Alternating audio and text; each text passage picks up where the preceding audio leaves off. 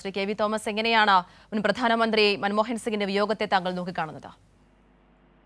ഞാൻ 84-ൽ ഡൽഹിയിൽ പാർലമെന്റ് അംഗമായി എത്തിയ അന്ന് മുതൽ ഡോക്ടർ മൻമോഹൻ സിംഗുമായി പല വിധത്തിൽ ബന്ധപ്പെടാൻ കഴിഞ്ഞിട്ടുണ്ട്.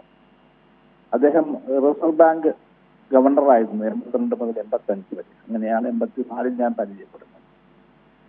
പിന്നീട് അദ്ദേഹം പ്ലാനിംഗ് കമ്മീഷൻ വൈസ് ചെയർമാനായി.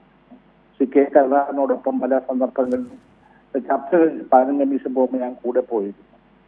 പിന്നീട് നരസിംഹറാവു പ്രധാനമന്ത്രിയായപ്പോൾ 91-ൽ മൻമോഹൻ സിംഗ് ധനകാര്യമന്ത്രിയായി.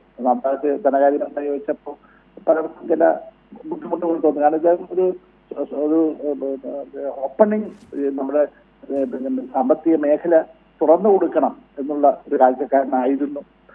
അപ്പൊ അതുകൊണ്ട് അദ്ദേഹത്തെ വെച്ചപ്പോൾ ചില പലർക്കും അന്ന് ചില ബുദ്ധിമുട്ട് പറഞ്ഞു കിട്ടും. അദ്ദേഹം പ്രഗത്ഭനായ ഒരു ധനകാര്യമന്ത്രിയായി. പിന്നീടാണ് അദ്ദേഹം ഇന്ത്യയുടെ പ്രധാനമന്ത്രിയാകുന്നത് 2004-ൽ. ഞാൻ അദ്ദേഹത്തെ കീഴിൽ വർക്ക് ചെയ്യുന്ന 2009-ലാണ്. അത് അദ്ദേഹം പ്രധാനമന്ത്രി. ഞാൻ ശരത് പവാറിനോടൊപ്പം ഫുഡ് ആൻഡ് സിവിൽ സപ്ലൈസും അഗ്രികൾച്ചറും കൈകാര്യം ചെയ്യുന്ന മന്ത്രിയായി. പിന്നീട് എനിക്ക് 2010 വന്നപ്പോൾ സ്വതന്ത്ര ചുമതല വന്നു. അങ്ങനെയാണ് ഭക്ഷ്യസുരക്ഷാ നിയമം നടപ്പിലാക്കാൻ ഉള്ള ഉത്തരവാദിത്വം എനിക്ക് വന്നു വരുന്നത്. അദ്ദേഹത്തിന്റെ കാലഘട്ടത്തിലാണ് വളരെ പ്രധാനപ്പെട്ട പല നിയമനിർമ്മാണങ്ങളും നമുക്കത് നഗേജ കൊണ്ടുവരുന്നത്, യൂണിക് ഐഡന്റിഫിക്കേഷൻ കാർഡ് കൊണ്ടുവരുന്നത്, റൈറ്റ് ടു ഇൻഫർമേഷൻ, അങ്ങനെ വളരെയധികം വിപ്ലവകരമായ മാറ്റങ്ങൾ ഉണ്ടാക്കാൻ അദ്ദേഹത്തിന് കഴിഞ്ഞിട്ടുണ്ട്. ആ അധികാരത്തിൽ നിന്ന് പോയതിനു ശേഷം ഞാൻ അദ്ദേഹത്തെ പോയി കാണുവാൻ സംസാരിക്കുമായിരുന്നു.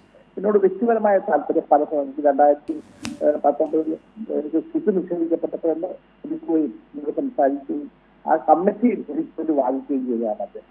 അദ്ദേഹത്തിന്റെ ഭാര്യയും വളരെ സ്നേഹസമ്പന്നയായിരുന്നു.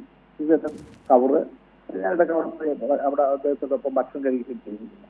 അതായത് സൗമ്യനായ മാന്യനായ ഒരു രാഷ്ട്രീയ പ്രവർത്തകനായ ഇന്ത്യയുടെ പ്രധാനമന്ത്രിയുമായി വളർന്ന ഒരാളാണ്. ശരി, മുൻ കേന്ദ്ര കേരള ന്യൂസിനോട് പ്രതികരിച്ചത്.